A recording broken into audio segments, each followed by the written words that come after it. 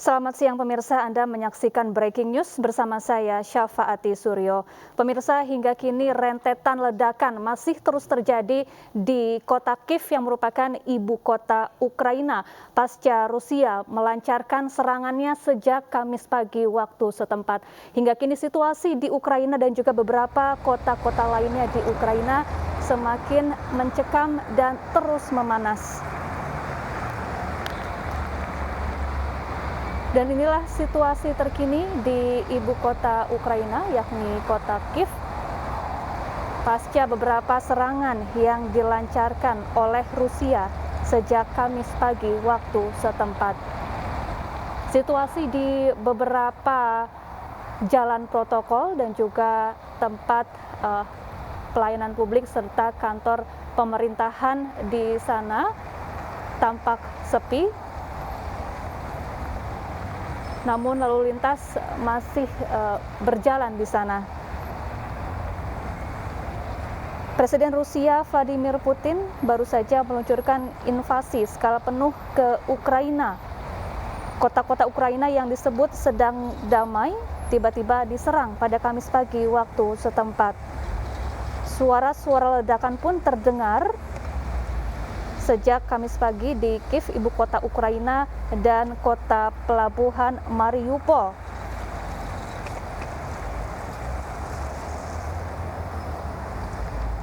Serangan ini disebut juga sebagai perang agresi yang dilancarkan oleh Rusia. Terbaru, Presiden Rusia Vladimir Putin bahkan mengancam negara-negara lain yang dinilai ikut campur dalam perang ini. Sebelumnya, Presiden Rusia Vladimir Putin mengumumkan dimulainya operasi militer di Ukraina untuk membela separatis di wilayah timur Ukraina. Pengumuman mengejutkan ini disampaikan Putin kala negara-negara anggota Dewan Keamanan PBB menggelar sidang darurat untuk membahas krisis di Rusia dan Ukraina.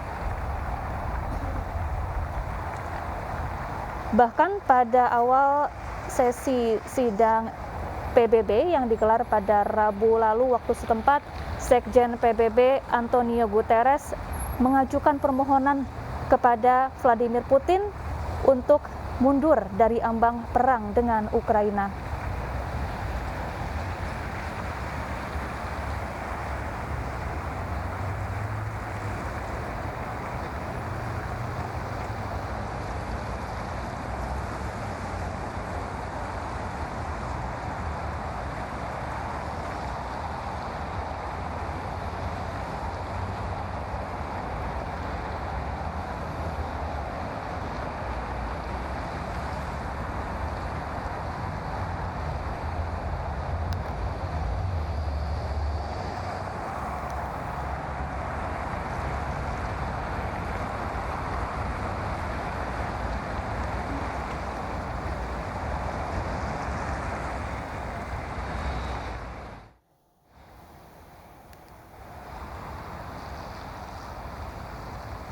Dan pemirsa, kini kita telah terhubung dengan pengamat hubungan internasional, ada Teguh Reza Shah yang tersambung melalui sambungan telepon. Selamat siang, Pak Teguh Reza Shah.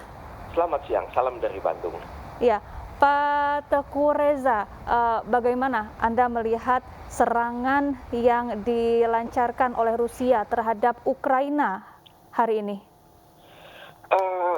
Kalau saya merujuk pada statement-statement dari Moskow, yang terjadi ini adalah suatu operasi militer terbatas, yakni konflik perbatasan, dan secara teori ini sudah dimenangkan oleh Rusia atas Ukraina, karena perbandingan kekuatan mereka sudah tidak sebanding. Saat ini Rusia sudah menempatkan 150.000 pasukan di perbatasan, sedangkan Ukraina hanya memiliki total di seluruh wilayahnya 125.000 perbatasan, 125.000 di perbatasan. Tank Rusia memiliki operable 311.000 dan Ukraina hanya punya 2.100. dan yang namanya artileri dan senjata berat Rusia itu sudah mengarah ke situ. Jadi ini teknis, perang ini sudah, mungkin definisi perang itu terlalu berat ya. Ini operasi militer ini sudah dimenangkan oleh Rusia sebelum Putin meminta izin dari parlemen Australia. Jadi apalagi kalau kita ketahui ya, Rusia ini negara adik kuasa. Teknologi remote sensing mereka luar biasa. Tahun 59 mereka sudah berhasil mengagetkan dunia lewat astronotnya yang pertama itu, Yuri Gagarin. Apalagi sekarang teknologi pada 2021. Rusia punya teknologi remote sensing, teknologi 5G, terus spionase di perbatasan, kemudian kontak-kontak perbatasan yang sangat sulit dimonitor oleh Ukraina. Jadi dalam waktu 1 jam pun Rusia sudah berhasil menargetkan instalasi-instalasi strategis di perbatasan Ukraina dan Rusia.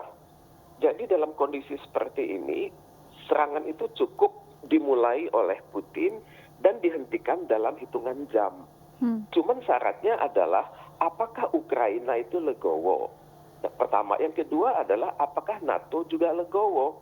Karena ini yang kita terus terang nggak mungkin menyalahkan Rusia yang ingin mempertahankan kewibawaannya di seluruh wilayah mantan Uni Soviet. Dan Rusia menganggap dirinya adalah pewaris yang sah.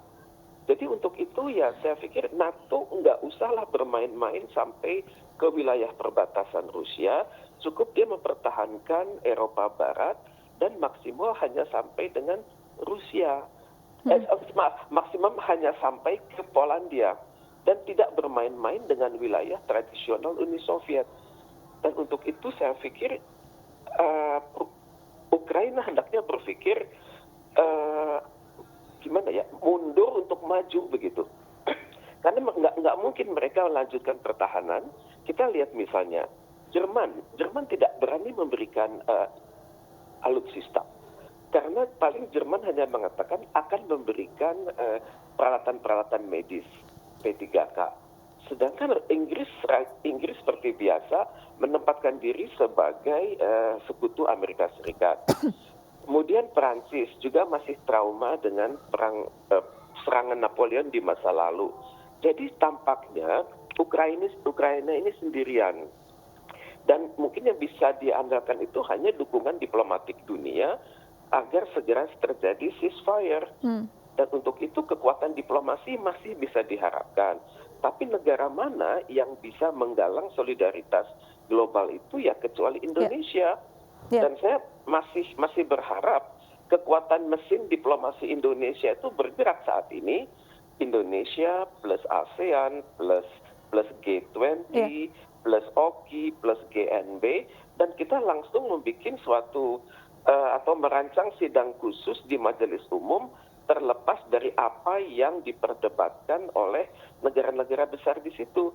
Sekarang yang ambil alih adalah negara-negara sedang berkembang yang komposisi penduduk dan luas negaranya lebih dari 50% dunia. Ya, Pak Teguh Reza, apakah tindakan Putin ini dapat dikatakan tidak tepat dengan melancarkan serangannya kepada Ukraina, karena sebelumnya PBB pun sudah menahan Putin agar tidak melancarkan serangan kepada Ukraina dan juga negara-negara lainnya yang tidak mengharapkan perang ini, begitu Pak? Kalau saya perhatikan situasi di dalam negeri Rusia 24 jam terakhir, itu kan yang ragu-ragu atas hal ini bukan hanya negara-negara Eropa, tapi KGB Rusia juga nggak tahu apa yang harus dilakukan. Putin adalah pihak yang benar-benar mengambil alih, dan dia benar-benar memanfaatkan karisma di dalam negeri, reputasi global dia, dan pemahamannya atas informasi strategis yang ada di dunia. Memang betul yang dilakukan oleh Putin ini adalah sama dengan yang ditentang oleh PBB, yakni terjadi suatu pelanggaran wilayah, terjadi pelanggaran kedaulatan, dan itu memang benar. Tapi Rusia juga pasti punya amunisi sendiri. Tentunya dia akan mengatakan ini adalah suatu tindakan hukuman, misalnya punitive action, persis seperti yang dilakukan oleh China atas Vietnam selepas perang Indochina. Jadi hal-hal semacam ini yang masih menjadi perdebatan di kalangan pakar hukum internasional. Tapi ya secara bertahap ya siapa yang akan memenangkan informasi global. Jadi dalam kondisi seperti ini, mereka yang menguasai informasi akan menguasai alam berpikir masyarakat di dunia saat ini. Iya, pasca serangan ini apa yang sebaiknya dilakukan oleh pihak Ukraina? Saya pikir Ukraina nggak punya pilihan lain selain menghimbau dunia, kemudian tidak melakukan langkah-langkah yang provokatif terhadap Rusia, dan juga langsung mengatakan menolak menjadi anggota NATO dan tidak akan pernah lagi mengajukan permohonan dan akan selalu mengkonsultasikan rencana-rencana internasionalnya dengan sepengetahuan Rusia, karena jutaan rakyat jadi taruhannya saat ini. Saya pikir harus mawas dirilah Ukraina. Ukraina saya pikir hendaknya menempatkan semangat kebangsaannya dan bukannya semangat kenatoannya. Ya, beberapa saat lalu Presiden Rusia Vladimir Putin bahkan mengancam negara-negara lain yang dinilai ikut campur dalam perang ini, Betul. Pak. Tanggapan Anda, Betul. Pak? Betul. Putin sangat keras, apalagi kalau kita lihat perjalanan diplomatik Rusia sejak sebulan silam ya. Itu kelihatan sekali. Dari hari ke hari Putin itu makin keras. Misalnya walaupun pihak Barat mengatakan ya sudah ada penempatan 100.000 personil di perbatasan, dibuktikan oleh berbagai satelit mata-mata dan satelit sipil Amerika Serikat. Amerika Serikat terus mengatakan Rusia sudah siap dengan serangan. Tapi kan kita lihat pada saat yang sama, Vladimir Putin itu mengkombinasikan serangan diplomatik dengan persiapan militer. Ini hal yang dunia harus waspadai. Kita berhadapan dengan seorang negarawan, dalam hal ini Vladimir Putin, yang perhitungan itu sangat saintifik dan didukung data-data real time. Jadi dia mengatakan terakhir misalnya walaupun 70% persyaratan itu sudah siap untuk menyerang, tapi dia tidak lakukan itu. Dan Putin bahkan terakhir bikin joke pada saat dia bertemu dengan Menteri Luar Negeri Inggris, dia mengatakan yang bertemu itu adalah saya dengan orang yang buta dan tuli begitu. Jadi dia mencoba memainkan semangat masyarakat British, karena kalau berbicara soal perang, kita harus akui informasi intelijen Inggris itu sangat terbatas. Walaupun sama-sama di Eropa dan tergantung pada suplai dari Amerika. Kita misalnya ketahui Perdana Menteri Inggris yang terakhir itu pernah mengatakan kecewa gitu, karena serangan ke Irak, serangan ke Afghanistan itu kalau dilihat dengan informasi yang terkini itu sebenarnya masih mentah begitu, tapi dipaksakan oleh CIA sehingga British berada pada situasi harus segera mengambil keputusan. Dan untuk itu ya kita melihat sama-sama yang besar kepala itu adalah Amerika Serikat dan juga Ukraina. Dan sekaranglah saatnya Ukraina untuk mengatakan tolonglah abang, saya mengerti apa yang abang mau dan saya akan tetap hidup rukun sama-sama seperti kita di zaman Uni Soviet di masa lalu. Saya pikir itu adalah jawaban paling simpatik dari kalangan Ukraina. Iya. Kemudian apa saja dampak yang timbul akibat perang ini bagi negara-negara lain di seluruh dunia, baik dari segi perekonomian, kemudian sosial, politik, dan lain sebagainya, Pak? Pertama, ini menjadikan perbatasan Eropa itu menjadi wilayah kritis itu. Semua perbatasan Eropa, entah apapun sistem politik mereka, itu akan menjadi saling khawatir satu sama lain. Kemudian mereka akan saling memonitor pergerakan apa yang dilakukan oleh tetangga mereka langsung maupun tidak langsung, itu akan menciptakan sesuatu hal yang namanya itu regional and global arms race. Jadi pacu senjata akan semakin dahsyat, kemudian tidak mustahil situasi ini akan membawa kita kembali pada situasi zaman Perang Dingin. Di mana negara-negara itu akan dengan diam-diam mempersenjatai diri dan diam-diam juga mempersiapkan senjata nuklir. Dalam kondisi ini terasa sekali, pasti pihak-pihak di Ukraina menyesal kenapa mereka dulu melepas instalasi nuklir mereka dan tidak menyimpan 1-2 untuk situasi yang situasi terburuk seperti saat ini. Bagi negara seperti Korea Utara, terlepas dari level teknologi nuklir mereka sangat terbatas atau sangat usang ataupun sangat minim di hadapan International Atomic Energy Association, tapi setidaknya ini adalah jaminan bahwa mereka tidak akan diserang oleh siapapun. Jadi hal ini akan memperuncing negara-negara apakah akan mendukung IAEA atau tidak perlu menjadi anggota IAEA. Ini adalah situasi yang sangat mencemaskan dunia karena negara-negara akan cenderung mengedepankan unilateralism dan bukan multilateralism. Dan hal ini saya pikir akan merembet karena kita tidak tahu apa yang skenario rahasia apa yang Ukraina lakukan kalau Rusia ini tetap ngotot. Karena bagaimanapun Ukraina ini kan mantan anggota Pakta Warsawa yang prajurit-prajuritnya dan instruktur-instruktur militernya dan pemikir-pemikir strategiknya itu satu wahana dengan Rusia. Mereka terbiasa berpikir cepat dan mereka sadar kalah ataupun menang itu hitungannya jam.